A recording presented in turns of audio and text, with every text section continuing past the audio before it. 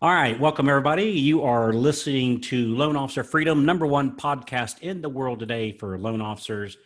And we really appreciate you guys and what all you bring to the table. And I'm joined today by my very dear friend, special guest, the guru of all scripting, Mr. Mike himself. How you doing, my brother? I'm doing great, man. And thanks for inviting me back on the podcast. I always thought, Carl, it's one thing to be invited to the party. It's another thing to be invited back to the party. You know what I mean? So, Man, I've never heard that. I like that. I like that. So yeah. cool. Well, dude, you see the for me having the great Mike Kardashian on the podcast means I don't have to come up with stuff. That this brilliancy just comes out of your mouth, and I kind of get to play like, oh, I don't know, Oprah or Jimmy Fallon or whatever. Man, just all you got to do is have great guests on, and man, you got a great show. So good to have you here, buddy. Thanks, man. I appreciate it.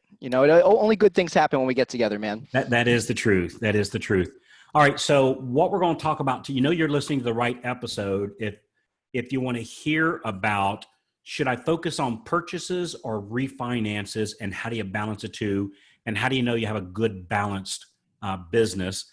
And if you don't, what do you do about it? So kind of a full action pack here. But first of all, what we're going to do, if I can find it here, is we are going to read one of the, yes, I do, read one of our great reviews that somebody left us. By the way, if you leave us a review and then take a picture of it, and just an honest review, right? Whatever it is, right? Doesn't have to be, we like the 5 stars, of course, but doesn't have to be, just an honest review. Take a picture of it and email it to support@themarketinganimals.com. We're going to do one of two things. You're going to either we're going to send you one of our mortgage marketing animal Yeti type cups. These are really, really super nice. Great for this time of year. Or I'll send you a copy of any one of my books, and you just tell us which one you want. We have the Facebook marketing one, right? We literally wrote the book on that. Yep. We have the Should I Stay or Should I Go? And it talks about changing companies, pros and cons, what to look for. Maybe staying right where you are is the right place to be, right? And maybe moving. So that's what the whole book talks about. And then we have the Crushing Call Reluctance. Great book written by Kevin Gillespie, and he was kind enough to involve me in that. And just an absolute phenomenal book. So, dude, I just have to say this. I'm sitting here in the secret headquarters. I'm looking out the window. I'm overlooking a lake. And, dude, I wish I had a camera grunt. An eagle just dive bomb in the lake. Couldn't be 30 feet from me. Just picked out the biggest bass you've ever saw. And flew out with this like 8-pound bass in his talons, man. It was unfreaking believable. And it just happened. That was the coolest thing I've ever seen. So That's epic, man. That's epic. that was phenomenal. That was really cool. All right. Sorry, I lost track there. So anyway, so we got a great review here. This came from I've got a home guy, right? That's a screen name. I've got a home guy. So be sure to let us know this is you. And we'll send you what we just told you about. But I have a great home. I've got a home guy. His review, he said, this is a great podcast to check out whether you're brand new or an experienced LO. Carl and team brings a ton of experience and knowledge to each episode. His guests share what works for them, makes them successful, and I learned something with every episode. So appreciate that review. And you're right, this is great. Whether you're just getting in the business or been doing it a long time. I'm an active branch manager. I'm still in the business, one of the top branches in the nation. And I always tell everybody, whatever you're trying to do, either me or somebody else that I know is already doing it successfully. And it's just an honor to share, our best practices. So this isn't something that we read in a book somewhere, or gee, I got this great idea, or back in 1842, I used to do this. We're doing this, the things we talk about on a day-to-day basis. So cool. All right, let's see here. So Mike, the name of the game is 70-30. And let me just briefly tell what 70-30 is. So 70-30, you have a healthy mortgage business if you're 70-30, which is 70% purchase 30% refinance. That's how you know you got a very healthy mortgage business. And if you find yourself with that at an imbalance, no matter what your numbers are, you're missing out on some great opportunities, right? You're missing out on going to the next level. And so I bet, Mike, you're just dying to say, Carl, why 70-30? Yeah, that's actually read my mind. Why is that ratio important for LOs out Okay. there? The 70-30. How'd you come up with that? All right. So what I came up over making millions of dollars in writing loans. That's where I came up with it. Just being honest, Right. And I found I was operating at my peak capacity on the 70-30. So let me explain that. So 70% purchase, 30% refinance. I hear sometimes loan officers, and I get it where they're coming from. They'll say, "Well, I'm 95% purchase. Woohoo! Awesome me, right?" Yep. And I get what they're saying. What they're saying is they're not a slave to the rate, right? So I like that, right? I like that. What they're missing out on, though, is a huge amount. It tells me they're not marketing to their past database. Absolutely. And they're missing out. They're missing out on two things. Number one, they're missing out on helping their past database. So they're missing out on helping those people. Those people need help. A large percentage, by the way, of our refinances are not to a lower rate. It's because of a life situation. They're either doing debt consolidation, people go through bad things, maybe a divorce, right? We refinance because of that. Just any number of reasons, but it's actually right now more often is for cash out debt consolidation, because that can really help a lot of people going through a hard time. And so if we're 95% purchase, we're missing out on helping all that. We're not helping those people that need help. So that's problem number one. And problem number two, we're losing a ton of money, and we're losing a ton of money because we get paid when we help people. Thank goodness. And so if you've always prided yourself at having a 95 or 90% or 93% purchase market, understanding that you're leaving a lot of money on the table by not marking your past database. Now, on the other end, the people. So let me. So that 70-30 applies when rates are up and rates are down. Rates are up or rates are down. It's irrelevant. Because you could still help people, even if rates are higher. There's still a benefit to many clients and their referrals to refinance, like you said, debt consolidation, get cash out. So it doesn't have to necessarily be a year like this. Is that what you're saying? That's exactly right. That's exactly right. So on the other hand, if you find yourself like it the other way, let's say 90% refinance, Mm-hmm. well, gosh, if something happens to the rates all of a sudden and people stop refinancing, they're still buying houses. And right now, in a refinance market like what we're in right now, Mm-hmm. you got to be really careful that you don't neglect your purchase market or your purchase marketing, right? Classically to referral partners, because if you're not marketing to them and you're spending all your time doing the refinances, when rates go up, and they do go up, when rates go up, and then everybody's scrambling, oh, geez, now I need to start marketing to referral partners. That's not a flip the switch kind of thing. It's relationships, and relationship doesn't take a lot of time, but it does take time. That the relationships I'm creating now is my closings for 90 days from now. You follow me? 100%. So Yeah. what would you say, Carl, to the person, because I've had plenty of these conversations recently. What would you say to the person that is so busy with refis right now that they can't even pick up the phone to call an agent? What would you say to that person that's just so heads down focused on the refis, getting while the getting's good, which is something we want to do, but what would you say to that person that may be missing out on the referral partner relationships right now? Mike, that's a great question, brother. You're so good at making me look smart. I just love you, man. I just want to tell you that. It's what we do, man. you just lobbed me a watermelon to smack out of the park. You know what I'm saying? Yeah. So I would tell that person they hate money. I would tell that person they hate money because you don't have a busy problem. You have a people problem. The problem isn't you're too busy. The problem is you're understaffed. The problem is you don't and I say this with respect, right? I say it the same way somebody told me when I had that same problem, right? Dude, I've had that problem. Is before I learned, though, before people shared with me the I hate to say right and wrong, but it is, but the right way to do this. And so if I find myself, look, our dear friend Scotty told me something the other day. I just loved, man. I just loved this. I was listening, talking to a loan officer. A loan officer said, "Well, Scotty, man, I'm busy." And Scotty said, "Dude, if you're busy, you're doing it wrong. You're doing it wrong." And dude, that was so right. That is so right. So if you find yourself really busy, you're missing out on a bunch of opportunities. And it's kind of like your printing press. You got to buy, you're printing $100 bills, but you're not buying ink to print those $100 bills. Oof. In other words, dude, in other words, gee, I don't want to go get help because I'll have a payroll. So instead, I'll miss out on tens of thousands of dollars a month. And sometimes, dude, I don't have this permission to say his name. I wish I did.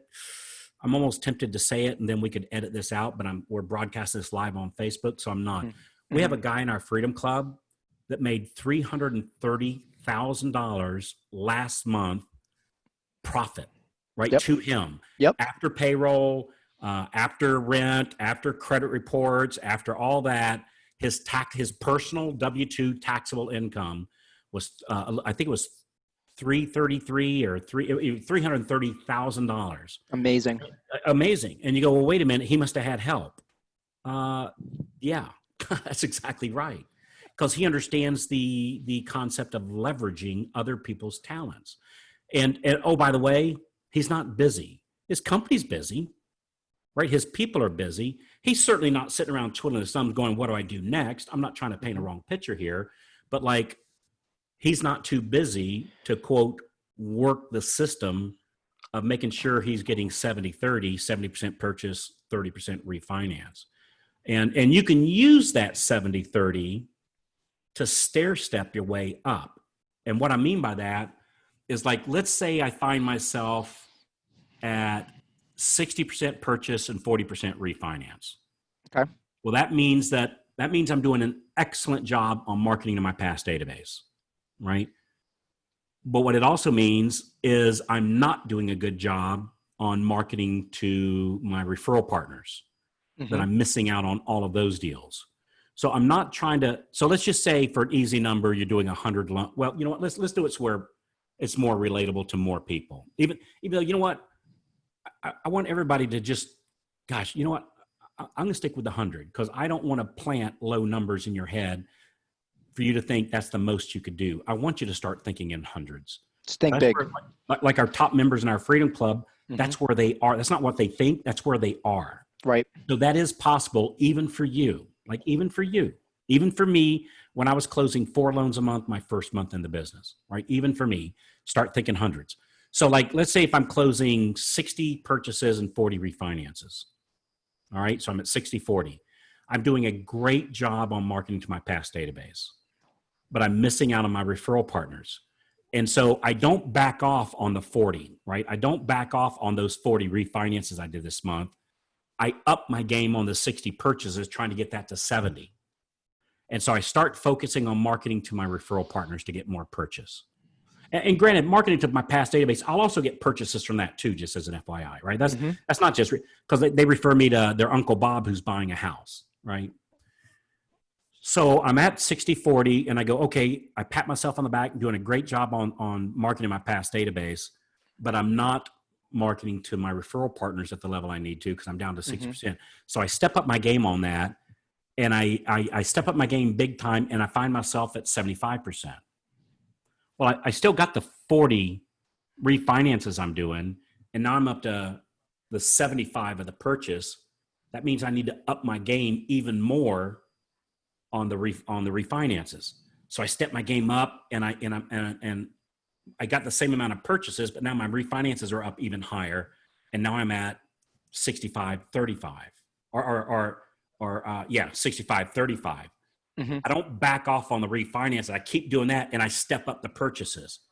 and then I step up the refinances, and then I step up the purchases, and then I step up the refinance.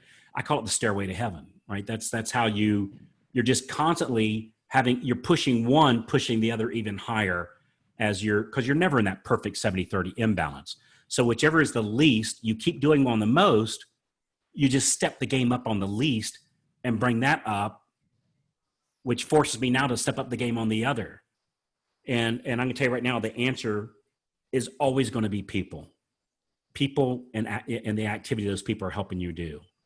And so that's the 70-30 principle. If you find yourself,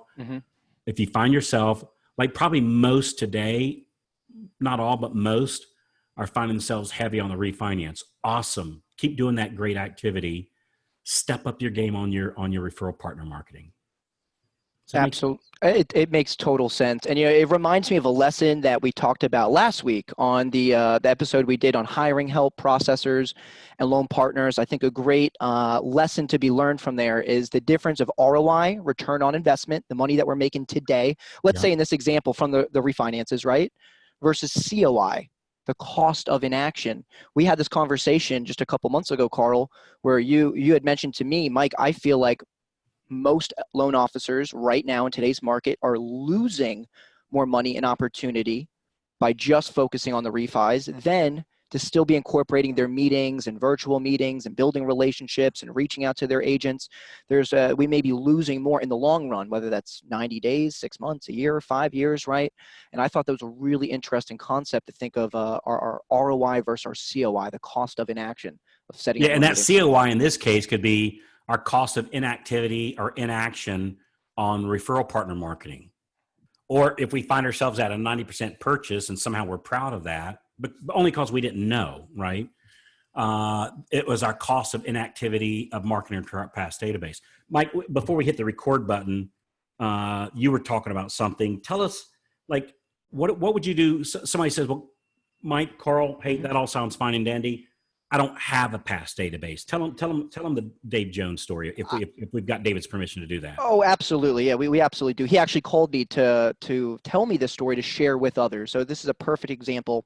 David Jones is a great member of ours based out of Miami, Florida. He's been knocking it out of the park with Thor's Hammer, setting up his meetings. And he called me a couple weeks ago to say, Mike, I don't know if you remember this, but when I joined your program last year, the first thing I said to you was, I'll do anything you and Carl say. I'm just not going to call my friends and family and beg for business.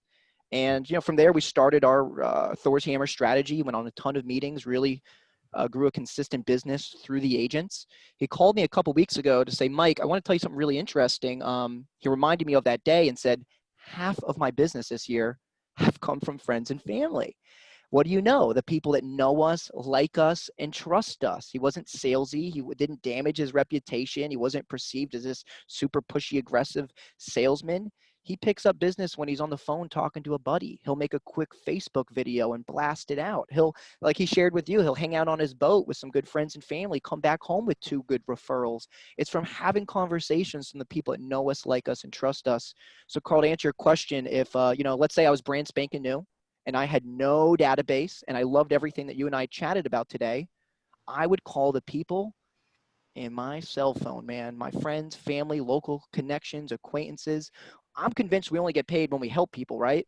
Yeah. So, I mean, let's go help people. All right? We're not selling, snow to an Eskimo here. We're really genuinely helping people. Yeah. And just like David Jones, if I didn't have a database, well, I would reach out to the other people in my community, places I'm licensed in, that know me, like me, and trust me already. That's your database. And it might be as simple as your Facebook friends, right? If you go, well, I don't have a ton of phone numbers, well, then your Facebook friends, just reach out. Because, Mike, you make a good point. You're not hurting them by offering to help them refinance their house or help them. You're helping them. They got a flat tire on the side of the road, and you've got a trailer full of tires, and you're not going to tell them, oh, by the way, I got some tires. Would you like one? When they're sitting on the side of the road with a flat tire, what kind of jerk would that be? We love to help people. We as naturally, as human beings, I think we love to help the people that we do know and the people that we do trust and rely on each other. You'll never be perceived from a friend, a family member, a past client. Very rarely will you be perceived as a pushy salesman, like we're all worried about. True story, Carl. One of our members, Rick, we did an experiment just to see what would happen. Scotty and I wanted to just gauge some results. And he went back to a client he recently closed and asked, "Did you have a good experience with me?" They said, "Of course, yes, Rick." He then proceeded to ask for 10 referrals. "Hey, if you don't mind, can you share 10 names of Facebook friends, family I Not may be one, able to not help?" two, not three, 10. Guess 10. what happened? I don't know if What you know happened? the story, but guess what happened? I don't know the story. What He happened? got all 10. The next week, he did this again, said, "Guys, Mike, Scotty, it didn't work as well this time. I only got 9." He Damn it. literally, no joke, no exaggeration, he'll tell you himself, got 19 referrals from 2 people that knew Wow. him, liked him, and trusted him, man. So that's Wow. what I would do. If I didn't have a database, I'd start You know what there. the problem is? And you know what? I'll have to think about if this is okay for me to say, 'cause we might edit this part out. Of course, we edit it out. You wouldn't be hearing this anyway, right? So, but you know what the problem is? And Mike, this one burns my butt, is you got those people out there running ads telling loan officers not to beg for business, not to chase business, calling realtors is totally uncool. And that is just a horrible, horrible, horrible, hurting, damaging message that's hurting people. It's not helping them. And by the way, I know those people running those ads, and the ones that I see, I'm not going to mention any names, but the ones that I see, it's from failed loan officers. It's from Mm. failed loan officers. It's from loan officers that don't lend anymore, and they didn't have. But I don't want to say too much, but it's from loan officers that their business didn't work out, so they went to selling how to do it instead of doing it. And there's some that teach how to do it that are active and great, and so I'm Mm-hmm. not bashing. There's some wonderful trainers, but if anytime somebody ever tells you don't beg for business, don't chase this or don't chase that, the ones that I know that are sending those messages are failed loan officers. They're loan officers. Their business didn't work out. You know why it didn't work out? Because I think they actually believe their own message, that when you're asking people for business, somehow that's seen as begging, or somehow that's seen as chasing, which is not the case, which is why it didn't work out so well for them, which is why they're not a loan officer anymore, which is why they're trying to sell how to do it. I hate that message. It's just a damaging, hurting message that hurts salespeople. It doesn't help them. So if you've got that crap in your head, understand the source of it is not a good source, and it's absolute garbage. So we might edit that 5 minutes out. So we'll go an extra 5 minutes, but that burns my butt more than anything else. I don't give a rat's butt what their message is, right? I don't Mm-hmm. care about that at all.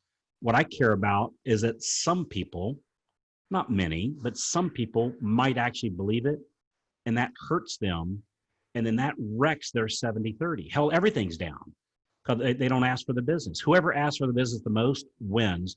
And keep in mind, just like you said, Mike, we're not selling ice to Eskimos. We're actually helping people. You've got people with flat tires on the side of the road. You've got a trailer full of tires. Help them out. You got a way to save save somebody $400, $500, $600 a month, and you're not going to tell them. I'd say shame on that person, Carl. Honestly, I mean, hey, I don't know if we're gonna edit this out or not, but I mean, hey, if I have the ability to help, genuinely help people, no cost to them, help them, how dare we not ask for their business, their referrals? We're gonna, if you truly, like in any sales role, right? Whether it's loans, real estate, coaching, if you genuinely believe in what you do, I'm a firm believer that if I let them go anywhere else, I'm doing them a disservice, because I know there's not going to be another loan officer that's going to treat them the way that Mike and Carl will. I know Yeah. the way that we operate, the way we roll, and if you believe in yourself, if you really do, if you think you offer the best level of customer service and you're the best consultant out there in your market, how dare you not ask who You know else what? they You know what I know think you a could big help? part of it is, Mike, is I think what it really boils down to is they don't know what to say, Mhm. that wouldn't be seen as uncool or something. Hey, look, and I got another topic here I want to cover here for a second. But look, if you need some help with scripting, we'll help you, right? We'll help you. We'll share the Absolutely. exact same scripts that we use in my branch, not 10 years ago, not 20 years ago, today and tomorrow.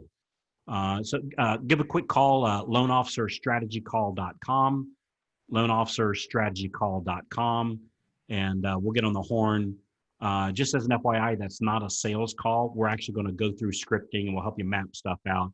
Oh, we might ask if you want us, to help you with that on an ongoing basis, but it's not a sales call, right? So loanofficerstrategycall.com, and we can go over some of these scripting. So Mike, let's talk about, okay, so I find myself at, say, oh, I don't know, let's say a 90% purchase, 10% refi. Mm-hmm.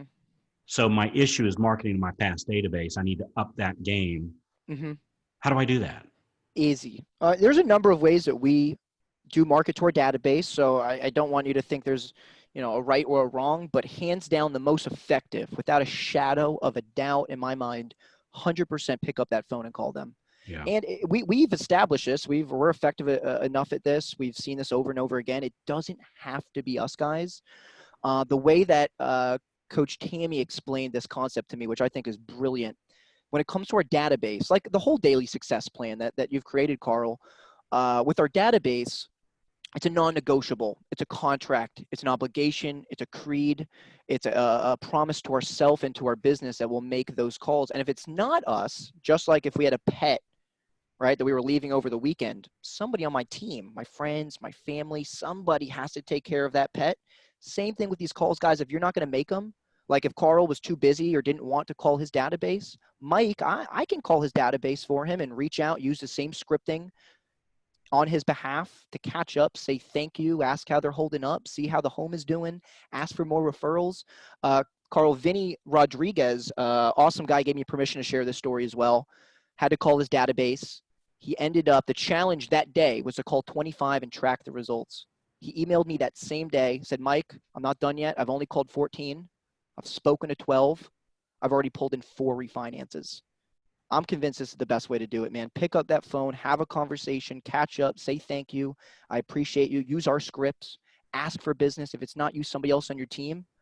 It's hands down the easiest, most effective, cheapest way to market your database. Yeah, I agree with that.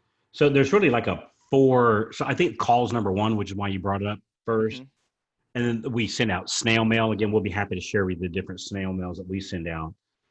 There's email, which tends to be the least effective of all. It's still okay to do that. I don't want you not to do it, but understand that email is going to be the least effective.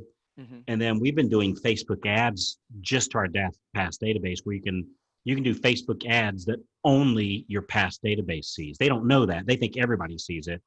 And so you can kind of be on them like white on rice. They think that you're Facebook famous, but it's just, you're just in front of them, like just your whatever, 300, 400, 500, however many thousand, 100, however many people in your past database. They think everybody's seeing that billboard, but it's only them. And it costs pennies. Very, very, very effective. So phone calls, snail mail, email, and Facebook ads. And on our strategy call, we're happy to share with you like any and all of that, just as an FYI. All right, let's say it's reversed, Mike. I'm, instead of being 90% purchase and 10% refinance, I find myself in a period of dropping rates. I'm at 50% refinance and 50% purchase. What do I do?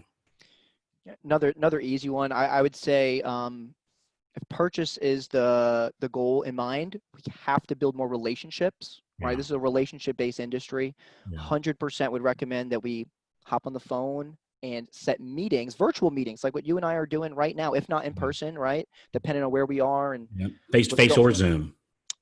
You would have fooled me. I would have lost a bet a few months ago, Carl, if we made a bet that these Zoom meetings would be converting at the same rate as an in-person meeting that we were seeing a few months ago. They are. It's really amazing. They're shorter. They're quicker. We're building great relationships. People are going on more of them. I would highly recommend, if purchase is the focus, that we, first of all, first step before we build new relationships, this is something I've learned from you, Carl, before we get new cows on the farm, we want to milk the ones we already have. So let's go back through your Rolodex of agents that were listing agents, buying agents on the contracts you've already done. Let's reconnect with people, get back on the phone, set up a meeting with somebody that already knows you, likes you, and trusts you. And then once we've exhausted those and reconnected, then I would start building new relationships and setting 5, 10 plus meetings a week with agents to build new relationships that then produce referrals. And we find, probably the easiest way to make that happen is what we call the Just Ask program. Like those deals that you already have in your office, making sure you got a listing agent and a buying agent, typically on your purchase deals, using simple scripts, simple processes that cost like nothing, literally nothing to do, using the right scripts and getting even more referrals from those people going forward. That's the easiest thing in the world. Cause that's not even, there's nothing wrong with cold calls, Mm-hmm. right? But it's likely most people on this call don't have to do that. If you're brand new, you might, right? I get that. But most of you that's listening to this today don't need to do cold calling. Just call those agents that you're already doing some business with, or that you've done business with in the last year, maybe even 2 years, go back a little bit and build up your purchase market. You, again, just using very simple scripts. I found another thing to do that a lot of people miss out on is simply those people that you pre-approved last week, last month, or 2 months ago. Dude, call them every Thursday. Call them every Thursday. Ask them how the house hunting's going. Talk to them about future casting. If you don't know what, we're running out of time here. If you don't know what future casting means, it's getting them to envision themselves in that house Mm-hmm. before they actually buy the house. And you'll get people that's fence sitters, as long as it's in their best interest, of course. You'll get fence sitters. You'll get them to take action faster. So calling those agents that you're currently doing business with, calling your pre-approved lookings, call them every Thursday morning with our simple future casting script. And again, we can go over all these on the strategy call at loanofficerstrategycall.com. But I find that, people ask me, Carl, is it easier to up the purchase market or the refinance? Man, I think it's both pretty freaking easy. I mean, it's just a couple little actions, probably a couple little tweaks to what you're already doing. It's not that hard. Like, it's just not that hard. You just, the problem is we don't know what to focus on. Mm-hmm. And so you go, all right, what should I focus on? Purchase or refinance? Well, I don't know. What's your ratio? And 70-30 is a very, very, very healthy business to be in. If you find yourself a 90% refinance shop, man, you're in a real scary position right now. That when rates go, and it might be a while, it might, this might go on for another 6, 7, 8, 9 months, right? It sure could. Hell, maybe a year. I don't know. Mm-hmm. But you got to plan for 2, 3 years from now also. And again, we're not telling you to do any less refinance. If you're doing 50 refinances this month, awesome. Don't stop the activity that made that happen. Let's just get you some help and start doing the activity. So in addition to that, you can have 100 purchase deals this month, right? That's the name of the game. So 70-30. Dude, I see we're coming up on time. Man, this goes by fast, doesn't it? Flies by when you're having fun, man. It does fly by. I think we conveyed what we were looking to do on this one, though, is so message number 1, 70-30, very healthy, long, ongoing business. Message 2, whichever one is the least, don't stop doing the one that's the most. Just bring up your game on the least of the two and just stair step yourself up on an ever increasing level. Number 3, you're going to have help, right? You got to have a team to make this happen. And understand that when you're building a team, this is a whole nother topic. When you're building a team, you're not asking to marry them. This is not for the rest of my life. This person's going to be on my payroll. This is, hey, for as long as they bring value and help me close more loans. Understand that people on your payroll, they don't cost you money. They make you money. They help you. They're helping you print $100 bills. And you got to invest in the ink to print $100 bills. If you say, Carl, how do I increase my business, without any marketing or any other people?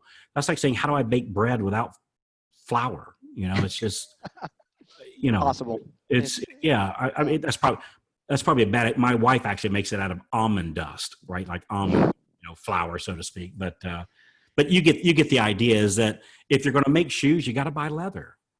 And if you're going to build a company that can grow, you've got to invest in people. There's just no other way to do it. And otherwise, what happens, Carl, is maybe this is a different topic for another day too, but the loan officer roller coaster, right? We see people that the one-man band, they do the things. Let's say that somebody took our advice today. They go set up a bunch of meetings. They do the just ask. They market to their database. Next thing you know, they go from having, 6 loans to 20. Well, we go on a roller coaster because we're so busy closing the business that we've brought in that we don't keep doing the activities that brought the 20 loans in. You have to build a team to keep scaling and growing. Otherwise, we see that roller coaster. And do the stress level. Just the whole stress level just goes up. So, yep. Yeah, man, that's like, man, I just say this out of gratitude. Our team closed somewhere around 700 loans last month. And brother, you don't see any stress marks on my face. Nor theirs, Nor theirs. We help each other.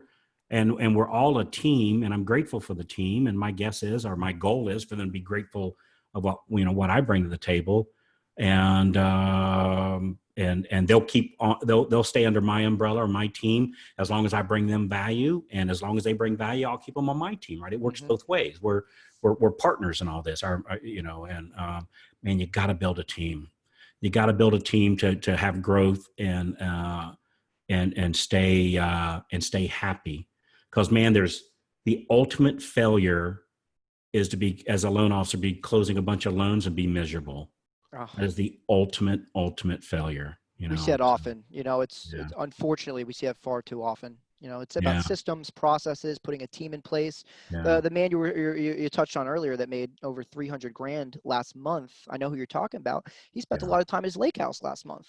He did. That's He when did. you have a team in place. Actually, just to be perfectly clear on it, he spent a lot of time at his hunting lodge, and he's buying a lake house.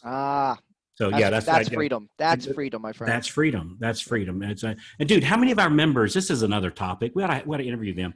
How many? I just got message. Another one of our members just went full time in an RV traveling the country while closing.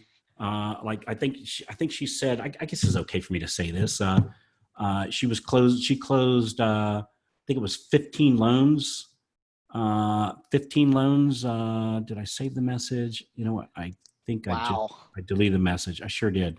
She was closing 15 loans last month, and they're heading off to operate their business out of an RV. And it's like, how cool is that? So Paul Dolan's doing that. I know Scotty's doing that.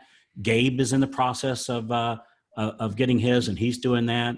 But yeah, this was amazing. Carrie and Scott. So Carrie, just outstanding people. Yeah, I got it right here. They closed 15 loans, less stress, and they're going to start living out of a RV to travel the country. I don't know. Maybe they'll do it for a month. I know they're selling their house, right? So wow, that's that's commitment there. They're all in. Yeah, they want to enjoy the freedom, and so they're going to be on this perpetual vacation while helping other families out. That's a whole nother topic though. So dude, we better wrap this up. Miss Nina is gonna beat us with a wooden spoon if we don't if we carry this on. But I'm just very passionate about this. Look, the bottom line to all this is you're worthy of great things. You're so much more capable than all of us are. So much more capable than what we think we are, and just learn from people just like I do. I learn every day, literally daily. Learn from people that's doing better results than what you're doing, and just copy what they're doing. It's just a real simple process, and be open-minded that no matter how great you're doing, and I don't mean this in a negative sense, but no matter how great you're doing, somebody's doing greater, learn from those people, right? That's what I do. I find people that's higher up the mountain than I am, and I'm going to follow their path up the mountain. It's so much easier that way. It's so much easier, so much faster. So, dude, appreciate you being here, Mike. I love hanging out with you, man. You're such a brilliant guy, and it's just an honor to be working with you. Likewise, man. Wouldn't rather be working with anybody else, man. Thanks for inviting me back to the party. Yeah, I appreciate that. So, evaluate your business. You want to ramp up your game to a 70-30 platform.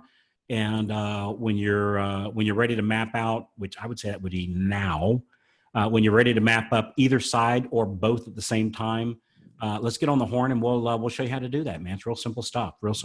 So it's not like everybody's always afraid of this call. Well, gee, I'm gonna have to change everything, and I'm kind of doing okay. What if you could do even more and liked it even more, right? Yeah. So loanofficerstrategycall.com. Thanks for being here. If you think for those loan officers that you know that would benefit from listening to this, man, Mike and I would appreciate you forwarding it to them. Would really appreciate that. Man, we appreciate those reviews. It helps get the message out, and we'll bribe you to do it, an ethical bribe. If you give us one of those reviews, we'll send you one of the Yeti cups or one of the books, your choice. Just email us at support@themarketinganimals.com with a snapshot of the of your podcast review, and honest. I don't care if it's whatever number it is, right? We're just looking for honest. Obviously, we like the 5s, But just an honest review, we appreciate it. And man, if you ever have any suggestions of topics that you'd like us to cover, we love that too. So cool. LoanOfficerStrategyCall.com. I think I'm it, man. Thanks, Mike. I appreciate you, brother. You too, man. Thanks for calling, guys. Yeah, thanks for hanging out with us today. We know that you could be anywhere doing anything and that you would hang out with Mike and I here for the last 45 minutes or so. We really appreciate it. So thanks again. Talk to you when we call in. Loan Officer Freedom. Enjoy your day. Bye-bye. See you guys.